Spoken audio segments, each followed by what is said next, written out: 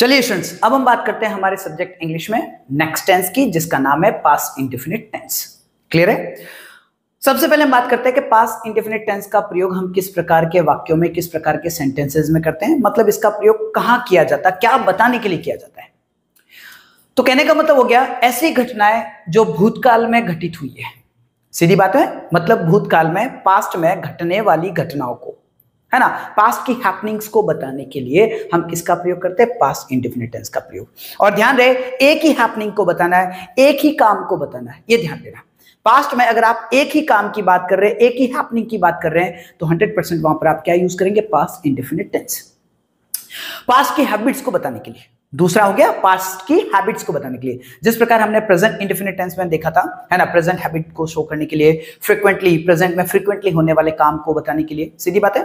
तो उसी प्रकार से पास्ट में हैबिट्स को बताने के लिए, पास्ट में फ्रीक्वेंटली, है ना, होने वाले काम को, है ना, पास्ट में रोज होने वाले काम को बताने के लिए हम पास्ट इंडेफिनिट टेंस का प्रयोग करते हैं।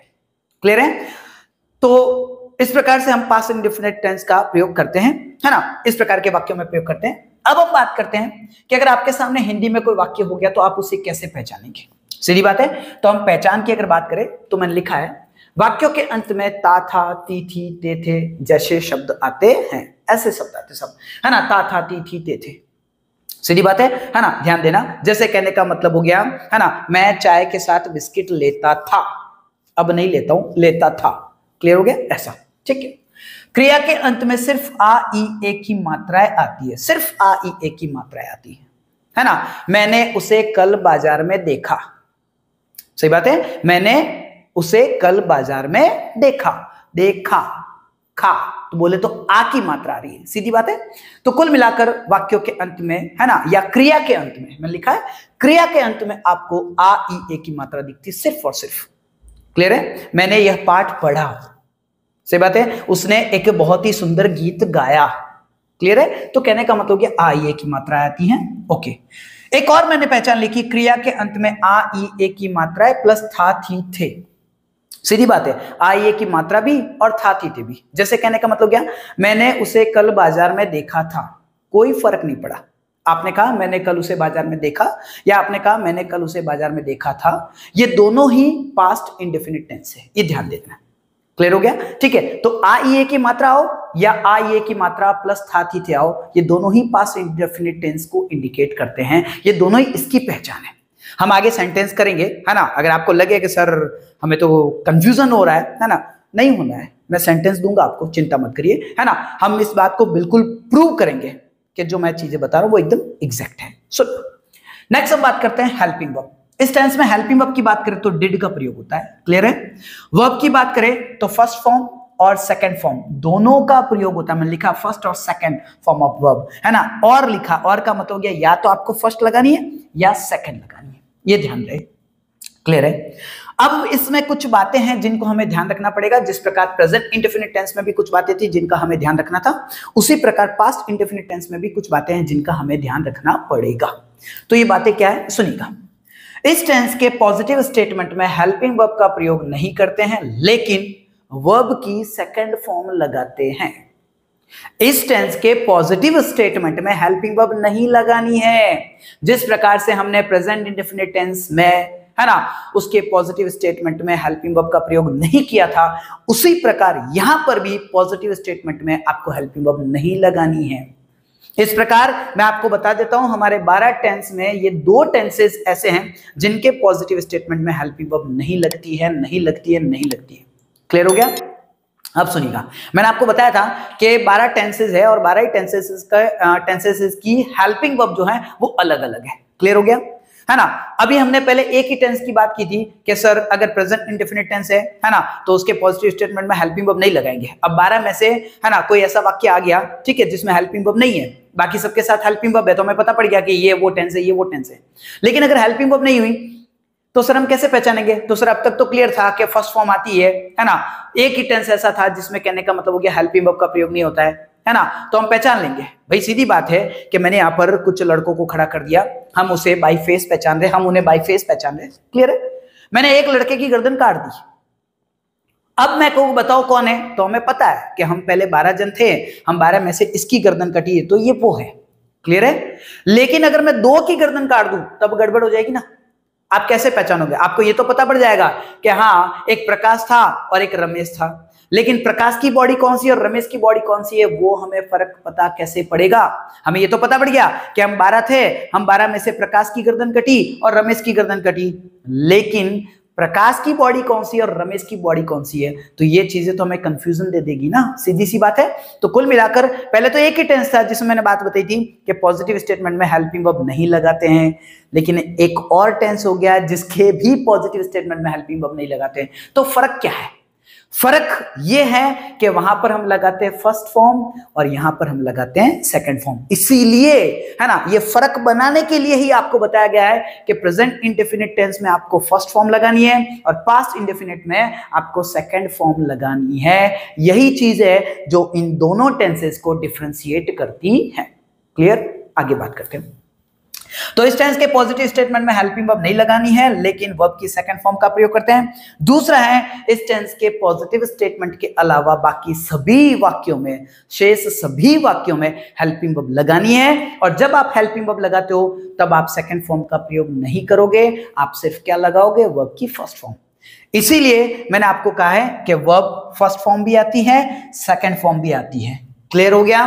तो जब आप डिड का प्रयोग करते हैं, जब आप हेल्पिंग वर्ब का प्रयोग करते हैं तो फर्स्ट फॉर्म लगाइए, और जब आप डिड का प्रयोग नहीं करते हैं, हेल्पिंग वर्ब का प्रयोग नहीं करते हैं, तो सेकंड फॉर्म लगाइए। मेरा कहने का मतलब है सिर्फ और सिर्फ पॉजिटिव स्टेटमेंट में सेकंड फॉर्म आती है, बाकी सभी सेंटेंसेस में वर्ब की फर्स्ट फॉर्म का प्रयोग करते हैं। मेरे हिसाब से आपको क्लियर हो गया होगा। हो गई? इतना अच्छे से बताया? ठीक है, चलिए। तो ये था हमारा टेंस। अब हम इसकी कुछ प्रैक्टिस कर लेते हैं ताकि क्या ये बातें हमारे दिमाग में घुस जाएगी बहुत अच्छे से। क्लियर है? सुनिएगा। सबसे पहले हमारे पास एक सेंटेंस है, भारत ने 1947 में आजादी प्राप्त की थी। देख लीजिए, है ना, आ ई ए की मात्रा, है ना, ये देखिए, आ ई ए की मात्रा की, और फिर क्या आ रहा? थी। तो आ ई ए की मात्रा प्लस थी, ई की मात्रा प्लस थी आ रहा है, मतलब कौन सा टेंस है? पास्ट इंडेफिनिट टेंस है सर। क्लियर हो गया? ठीक है। अब यहां पर बता रहा है कि पूछ रहा है सर, ये तो बता रहा है कि भारत ने 1947 में आजादी प्राप्त की थी, बता रहा है, मतलब स्टेटमेंट है। स्टेटमेंट 2 होते हैं, पॉजिटिव और नेगेटिव, तो ये है सर पॉजिटिव। क्यों? क्योंकि इसमें नहीं का यूज नहीं हुआ है। क्लियर है सर? ओके।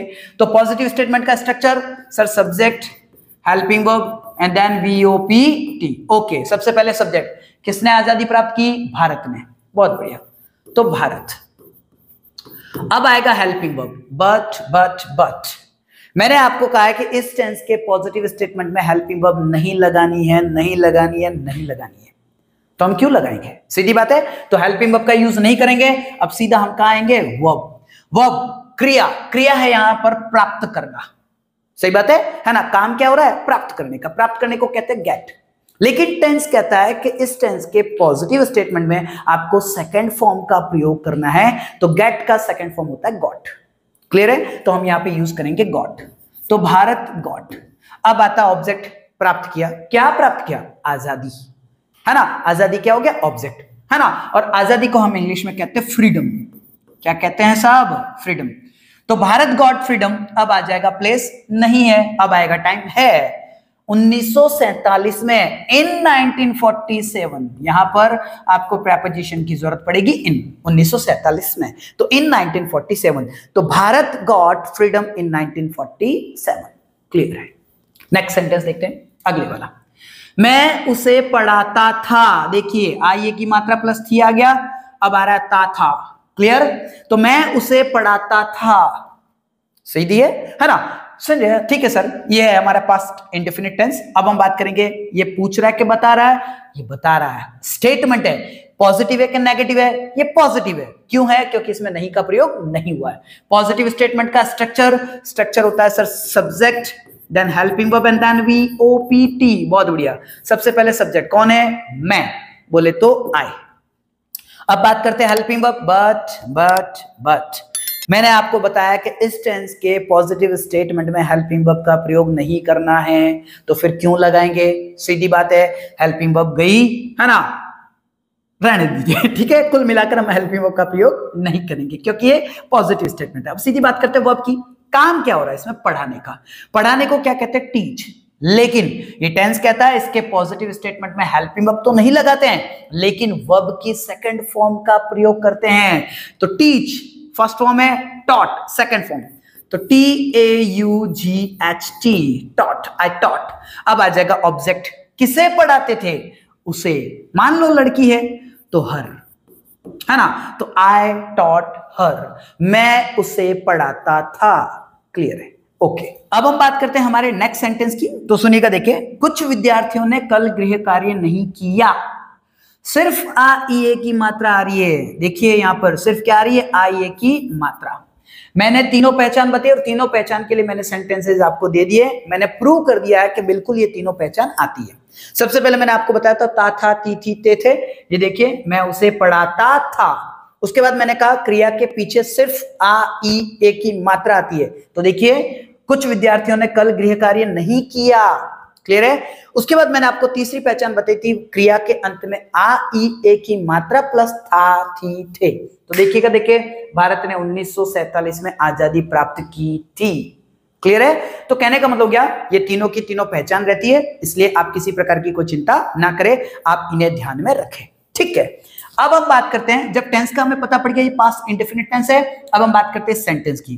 कैसा सेंटेंस है सर, ये तो बता रहा है, ये तो स्टेटमेंट है, बट कैसा स्टेटमेंट है, नेगेटिव। क्यों, क्योंकि इसमें नहीं का यूज हुआ है। ओके, नेगेटिव स्टेटमेंट है। अब हम बात करते हैं इसके स्ट्रक्चर की। इसका स्ट्रक्चर हो जाएगा subject plus helping verb plus not plus VOPT। सबसे पहले सब्जेक्ट कुछ विद्यार्थी, तो कुछ विद्यार्थियों को हम कहेंगे some students. Okay, some students. अब आ जाएगा हेल्पिंग वर्ब, यहां हेल्पिंग वर्ब लगाएंगे। क्यों, क्योंकि मैंने कहा है इस टेंस के सिर्फ और सिर्फ पॉजिटिव स्टेटमेंट में हेल्पिंग वर्ब नहीं लगाते हैं, बाकी सभी वाक्यों में हेल्पिंग वर्ब का प्रयोग करना है। ठीक है। ये नेगेटिव स्टेटमेंट है, यहां पर हम हेल्पिंग वर्ब लगाएंगे, बोले तो डिड का यूज करेंगे। Some students did. अब आ जाएगा नॉट। ओके, नेक्स्ट हम बात करते हैं वर्ब, कार्य। कार्य यहां पर करना, करने को कहते हैं डू। आपका टेंस कहता है जब आप डिड का प्रयोग कर देते हो, जब आप हेल्पिंग लगाते हो तो वर्ब की फर्स्ट फॉर्म का प्रयोग करें, इसीलिए मैं यहां पे क्या लगा देता हूं, फर्स्ट फॉर्म डू। क्लियर है ना। तो देखिए यहां पर हमने सेकंड फॉर्म्स लगाई थी, यहां हम फर्स्ट फॉर्म लगा रहे हैं, इसीलिए मैंने लिखा है कि इस टेंस में वर्ब की फर्स्ट फॉर्म का भी प्रयोग होता है और सेकंड फॉर्म का भी प्रयोग होता है, तो दोनों में से किसी एक का प्रयोग होगा। क्लियर है। पॉजिटिव स्टेटमेंट में सेकंड फॉर्म और पॉजिटिव स्टेटमेंट के अलावा बाकी सभी वाक्यों में फर्स्ट फॉर्म का प्रयोग करते हैं, क्योंकि उनमें डिड का प्रयोग हो जाता है, तो डिड के साथ हमेशा वर्ब की फर्स्ट फॉर्म आती है, ध्यान रखें। Clear. Some students did not do. अब आ जाएगा, है ना, होमवर्क के लिए। तो कहने का मतलब क्या, सीधी बात है, हम उन बच्चों के अपने अपने होमवर्क की बात कर ले, इसलिए अंडरस्टूड है यहाँ पे देयर, है ना, आप यूज कर ले। ठीक है। तो देयर होमवर्क, देयर होमवर्क। उसके बाद हम बात करते हैं प्लेस की, ये ऑब्जेक्ट हो गया, देयर होमवर्क ऑब्जेक्ट हो गया। अब बात करें प्लेस की, नहीं है, फिर करें टाइम की, तो है कल, बोले तो बीता हुआ कल, क्योंकि पास्ट है ना, तो बीते हुए कल की बात कर रहा है, यस्टरडे। कुल मिलाकर हमारा सेंटेंस हो गया some students did not do their homework yesterday। Clear है। some students did not do their homework yesterday। Clear है सर। नेक्स्ट सेंटेंस देखते हैं, लड़कियों ने उस दिन क्रिकेट क्यों नहीं खेला। लड़कियों ने उस दिन क्रिकेट क्यों नहीं खेला। क्लियर है। सबसे पहले, है ना, कौन सा टेंस है, तो सिर्फ आई ए की मात्रा आ रही, क्रिया के पीछे खेला, मतलब पास्ट इंडेफिनिट टेंस।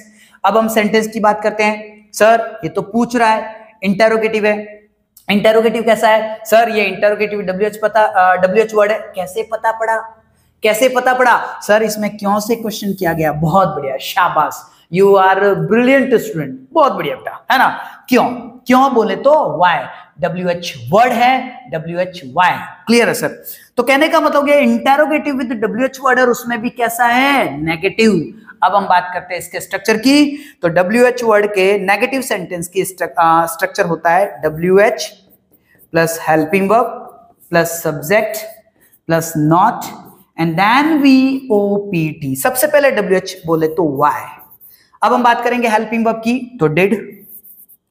फिर हम बात करते हैं सब्जेक्ट की, है ना, तो सब्जेक्ट है लड़कियां।